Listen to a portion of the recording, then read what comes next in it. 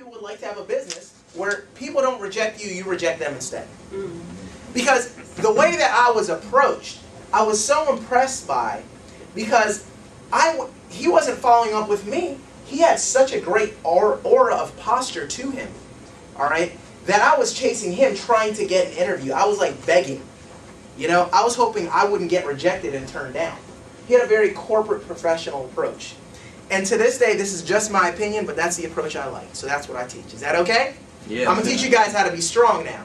Some people on our team, we know how strong that I can be, and we know that that's what we teach. All right, so I'm going to share with you guys some of that stuff. All right, weak posture. All right, here's what posture is. It's your perception. It's how other people perceive you. All right, so your strength in posture is determined by the weakness that they sense in you, or the strength that they sense in you. Meaning, if you're going up to people, chasing them, and begging them to get in your business, you have very weak posture. Because no one wants to get on board a sinking ship. How many people would agree? People want to be involved with something that's moving with or without them. There's two major motivators in life: anticipation of gain and fear of loss. You know which one's stronger? Fear of loss. All right? Because it's just human nature. So instead of trying to fight human nature, everyone just say roll with it. Roll with it. Just roll with it. All right? Let me teach you guys some stuff about, some ways on how to strengthen your posture. Number one, use takeaways. All right? You want to tell people things like, hey, look, this probably isn't for you. All right? Know this. Whoever cares the least is in control. You never want to beg or sound needy in this business. All right? You want to use things, all right, and I'm going to give you guys some really good philosophies, but with every exposure, with every contact with every person, you want to seek to increase your posture. All right? So with every single time that you talk to a person, you want them to feel that you're stronger and stronger each time. You don't ever want to slip into neediness mode. All right, you want to have an attitude of SW, SW, SWN. You see it in your notes. It stands for some will, some won't, so what, next. Repeat after me. Some will, some won't, so what, next. Yes. You want to have that attitude. Tell me yes, tell me no, tell me quick, because I got to go. I don't have time for games. I'm moving, I'm shaking. With or without you, I'm getting it done. Do you want some? That's the attitude. Now here's the thing. When they sense that you're willing to walk away from them, now all of a sudden they're chasing you, because guess what? Whoever cares least is in control. Everything you chase will run away. And everything you run away from will chase you. Women know that. That's why they've been playing hard to get forever, right? Ladies, where am I at? Where are my ladies at? Y'all know about that, right? All the guys, wait, that's starting to make sense. That's what they've been doing to us for years, right? They've been playing hard to get. So no, hold on. Let it ring a couple times. Okay? Don't call them back the same day. Hold on. You know? That's why women have got the best posture in the world. All right? They've been doing it since they recognize boys like them. All right? So here's some mindsets. Here's some ways that you can increase your posture. All right?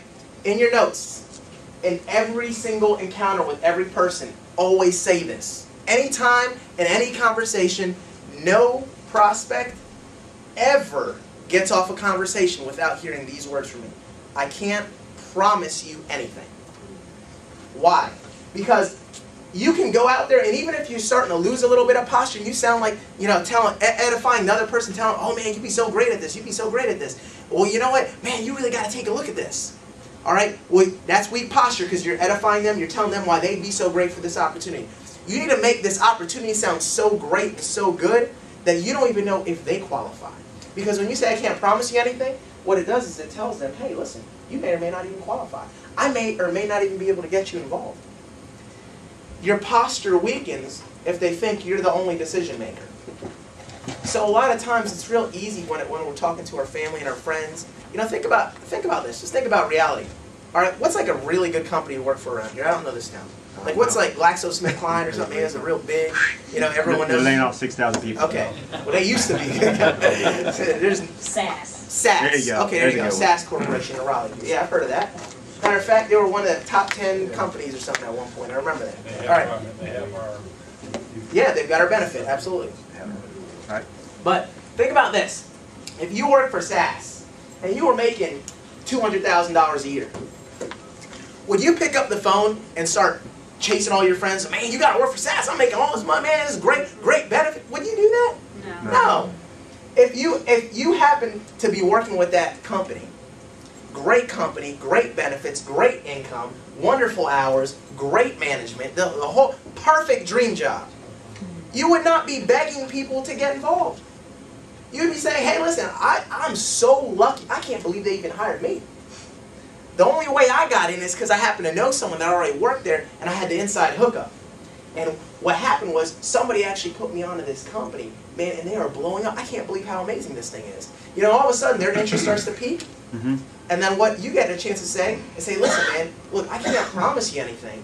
But look, if you're looking for a way to make some pretty serious money, I might be able to introduce you to the guy that introduced me. He's the one with the hookup. Now, how many people would agree that approach sounds pretty legit?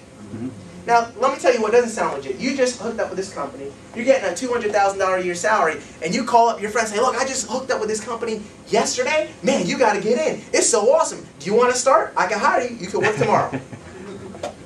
How many people would agree that sounds shady? Yeah. If the company's that great, you can't just get them in just because, and you're starting. Oh, and you're working part-time with them too?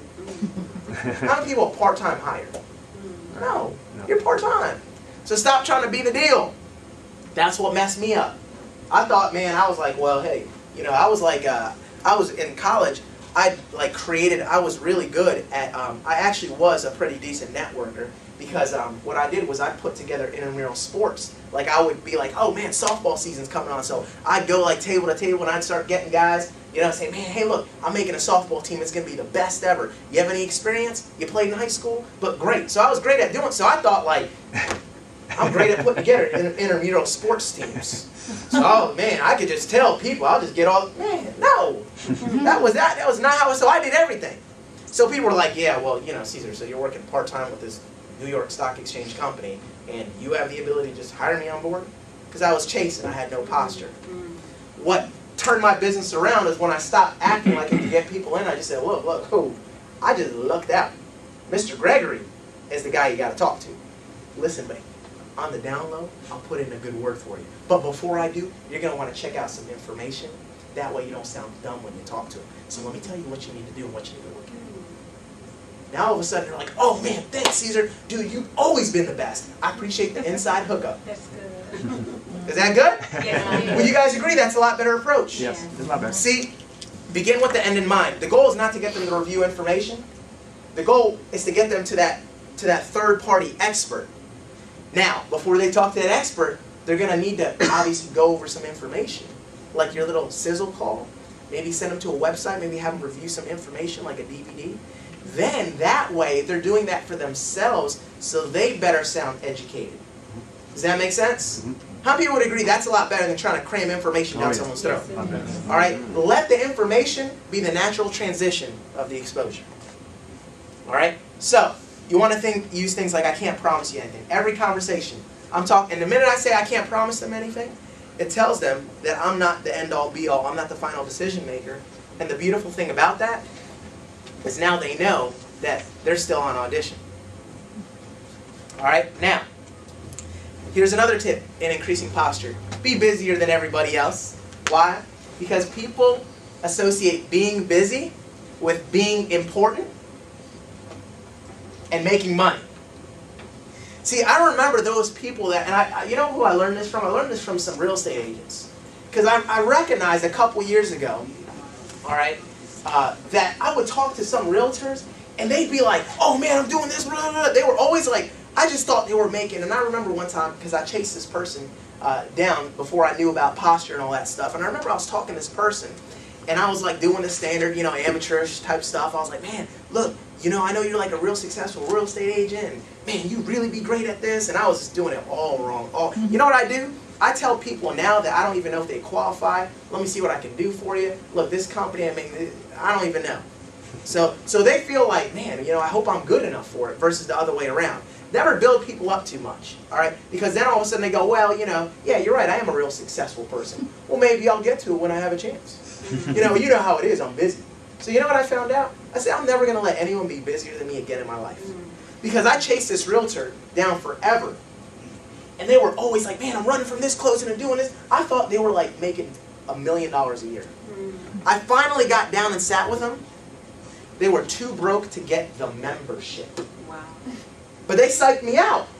I thought they were making all this money because they were busy. They were BBB. Busy being broke. All right? Don't get fooled. Those people that you know that are busy, they're probably BBB too. Busy being broke. Listen, I don't think busy is something that, is brag worthy, because you know what? Hey, look, I'd rather not be busy and make money. If you could be busy and make money, or you could not be busy, hang out at the beach, legs kicked up, looking like a Corona commercial and be making money, would you rather take the latter? How many people by show of hands? Yeah.